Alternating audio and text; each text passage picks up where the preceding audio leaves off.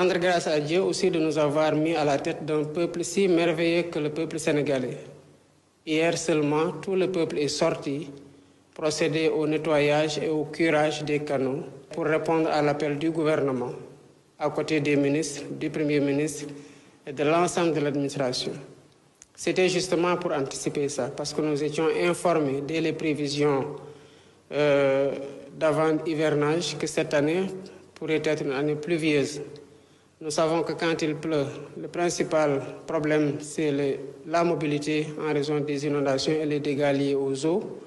Et c'est que la course contre la montre consistait justement à procéder au curage des canaux pour permettre que l'eau qui descendrait et qui est attendue en quantité puisse couler normalement et aller vers les lieux de déversoir.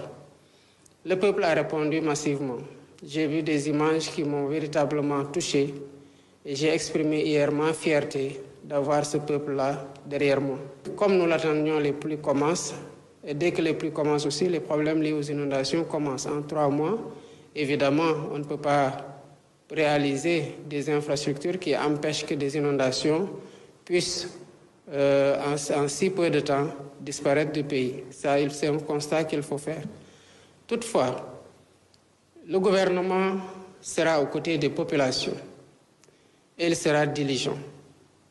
Avant même ma descente d'avion, j'ai discuté avec le Premier ministre, Ousmane Sonko, et j'ai discuté avec le ministre de l'Hydraulique et de l'Assainissement, Cheikh Tidiane Dièye, qui m'ont dit être aux côtés, suivre la situation pas à pas et voir les points les plus critiques pour y amener très rapidement les secours et être constamment, à partir de cette date, aux côtés des populations jusqu'à la fin de l'hivernage.